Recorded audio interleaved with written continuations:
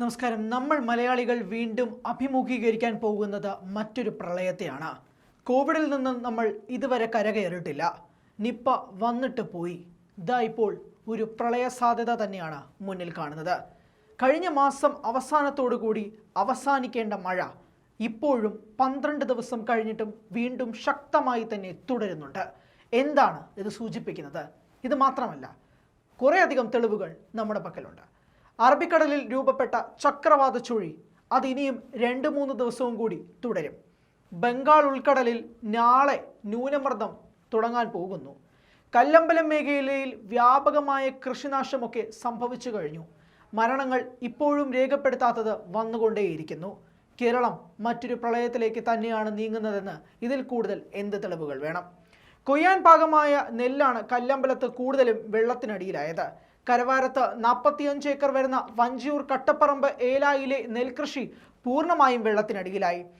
വാമനപുരം ആറിൽ നിന്ന് കരകവിഞ്ഞ വെള്ളമാണ് നെല്ലിനെ വെള്ളത്തിനടിയിലാക്കിയത്. ഈ നാശം വിതച്ച് തുടരുന്ന മഴയിൽ ഇതുവരെ രേഖപ്പെടുത്തിയ മരണങ്ങൾ 3 അതിൽ മലപ്പുറം പള്ളിക്കലിൽ 2 കുട്ടികളും കൊല്ലം തെന്മലയിൽ വയോധികനുമാണ് ഇതുവരെ മരണപ്പെട്ട കണക്കുകളിലുള്ളത്. 3 മരണങ്ങൾ ഇതുവരെ റിപ്പോർട്ട് ചെയ്തിട്ടുണ്ട് എന്ന് മാത്രമേ നമുക്ക് പറയാൻ പറ്റൂ. പള്ളിക്കൽ പഞ്ചായത്തിലെ മാതാങ്കുളം മുണ്ടോട്ടപ്പുറം മുഹമ്മദ് കുട്ടിയുടെ പേരക്കുട്ടികളായ റിസ്വാന, റിൻസാന എന്നിവരാണ് മരിച്ചത്. ഒരു കുട്ടിയുടെ വയസ്സ് 8 മറ്റൊരു കുട്ടിയുടെ വയസ്സ് 7 മാസവും മാത്രമാണ്. കൊല്ലം തെന്മല നാഗമലയിൽ തോട്ടിൽ വീണ് ഗോവിന്ദരാജാണ് വയോധികനായ വ്യക്തിയാണ് മരണപ്പെട്ടത്. നീരൊഴുക്ക് ശക്തമായതോടെ പെരിങ്ങൽകുത്ത്, ഷോളയാറ്, പറമ്പിക്കുളം ഡാമുകളൊക്കെ തന്നെ തുറന്നു. എറണാകുളം ഇടമലയാർ വൈശാലി ഗുഹയ്ക്ക് സമീപം മണ്ണിടിച്ചിലുണ്ടായി. 2 ആദിവാസി കോളനികൾ ഒറ്റപ്പെട്ടു. മണ്ണിടിച്ചിലിനെ തുടർന്ന് തടസ്സപ്പെട്ട അട്ടപ്പാടി ചുരത്തിലൂടെയുള്ള വാഹന ഗതാഗതം ഭാഗികമായി പുനഃസ്ഥാപിച്ചു. നമ്മൾ കേരളം ഇത്രയും നാളും വിചാരിച്ചുകൊണ്ടിരുന്നത് നമുക്ക് മഴ ഇല്ലല്ലോ, ഇത്തവണ മഴ കുറഞ്ഞല്ലോ എന്നുള്ളതാണ്. പക്ഷേ കഴിഞ്ഞ ദിവസങ്ങളിൽ നമ്മൾ എടുത്തു നോക്കുകയാണെങ്കിൽ, 3 ആഴ്ചകൾ എടുത്തു നോക്കുകയാണെങ്കിൽ ശക്തമായ മഴ, നമുക്കിതിനു മുമ്പ് ലഭിക്കാത്ത മഴ തന്നെയാണെന്ന് വേണമെങ്കിൽ പറയാം. കഴിഞ്ഞ തവണ നമുക്കുണ്ടായ പ്രളയത്തിനേക്കാൾ നദികളിൽ ഒഴുകുന്ന വെള്ളങ്ങൾ കൂടിയിരിക്കുന്നു എന്നുള്ളതാണ് ഇപ്പോൾ ലഭിക്കുന്ന റിപ്പോർട്ടുകൾ. അതായത് പ്രളയ സാധ്യതകളും പ്രളയം വന്നിരുന്ന സമയത്തും നമുക്ക് കിട്ടിക്കൊണ്ടിരുന്ന വെള്ളം അല്ലെങ്കിൽ നശിപ്പിച്ചിരുന്ന കൃഷിയിടത്താവട്ടെ നദികളിൽ ഓടുന്ന വെള്ളത്തിനേക്കാൾ അളവുകൾ ഇത്തവണ കൂടിയിരിക്കുന്നു എന്നുള്ളതാണ് അറിയുന്നത്. 14 ജില്ലകളിലും യെല്ലോ അലേർട്ടും ഓറഞ്ച് അലേർട്ടും റെഡ് അലേർട്ടും ഒക്കെയായി പ്രഖ്യാപിച്ചിരിക്കുന്നു. ആരും പുറത്തിറങ്ങരുത്, വീട്ടിനുള്ളിൽ ഈച്ചയടിച്ചിരിക്കണമെന്ന് പറയാതെ പറയുന്നു കാലാവസ്ഥ നിരീക്ഷണ വകുപ്പ്. എല്ലാം കൊണ്ടും പ്രളയം എന്നൊരു വാക്ക് പറയാതെ പറയുന്നു എല്ലാവരും തന്നെ.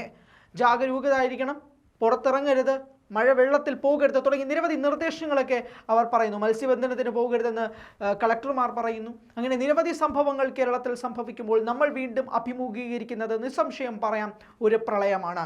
അത് വരാനും അധിക നാളുകളൊന്നും കാത്തിരിക്കേണ്ടിയും വരില്ല എന്നുള്ള റിപ്പോർട്ടുകളാണ് വന്നുകൊണ്ടേയിരിക്കുന്നത്. മരണങ്ങൾ കൂടുന്നു, കൃഷിയിടങ്ങൾ പോകുന്നു. അങ്ങനെ നിരവധി സംഭവങ്ങൾ കേരളത്തിൽ പല ജില്ലകളിൽ പല ഇടങ്ങളിലായി റിപ്പോർട്ട് ചെയ്യപ്പെട്ടുകൊണ്ടേയിരിക്കുന്നു.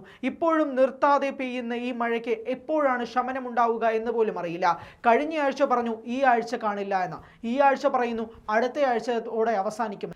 നമ്മൾ അനുഭവിക്കുന്നതും അഭിമുഖീകരിക്കുന്നതുമായ ഈ മഴയ്ക്കൊരു ശമനം എപ്പോഴുണ്ടാകും? പ്രളയമാണോ ഇതിനുത്തരം എന്നുള്ളതാണ് അറിയേണ്ടത്. 14 ജില്ലകളിലും 14 രീതിയിൽ ഓരോരുത്തർ കഷ്ടപ്പെട്ടുകൊണ്ടേയിരിക്കുന്നു. ഗതാഗതങ്ങൾ തടസ്സപ്പെടുന്നു, മണ്ണിടിച്ചിലുണ്ടാകുന്നു, നദികളിൽ ഒഴുകുന്ന വെള്ളങ്ങൾ കൂടുന്നു, ഡാമുകളുടെ ഷട്ടറുകൾ തുറന്നു വിടുന്നു, പലയിടത്തും വെള്ളപ്പൊക്കങ്ങൾ ഉണ്ടാകുന്നു. ഇതെല്ലാം സൂചിപ്പിക്കുന്നത് ഒരു പ്രളയ സാധ്യത തന്നെയാണ്. എപ്പോഴാണ് ആ പ്രളയം വരുന്നത് എന്നുള്ളത് മാത്രമാണ് നമ്മൾ അനുഭവിച്ചു കൊണ്ടേയിരിക്കുകയാണ് കഴിഞ്ഞ 1.5 വർഷക്കാലമായി കൊറോണയുടെ പേരിൽ. അതിനിടയ്ക്ക് നിപ്പ സാധ്യതകൾ ഉണ്ടെന്ന് തള്ളി പിന്നീട് അങ്ങോട്ട് നിപ്പ ഇല്ല എന്ന് മനസ്സിലാക്കിയപ്പോൾ വീണ്ടും ഒരു ചെറിയ ആശ്വാസമുണ്ടായി. കോവിഡിൽ നിന്നും നമ്മൾ കരകയറിക്കൊണ്ടിരിക്കുകയാണ്. പല സ്ഥാപനങ്ങളും തുറന്നു തുടങ്ങി. തിയേറ്ററുകൾ ഈ മാസം അവസാനം തുറക്കുന്നു. അങ്ങനെ വീണ്ടും നിത്യജീവിതത്തിലേക്ക് വീണ്ടും കടക്കാം എന്നൊരു ആശ്വാസത്തോടു കൂടി ഇരിക്കുമ്പോഴാണ് പ്രളയ സാധ്യതകൾ കേരളത്തിൽ വർദ്ധിക്കുന്ന ഒരു റിപ്പോർട്ടുകൾ വരുന്നത്. നമുക്ക് എന്ന് തീരും ഈ ദുരിതങ്ങൾ?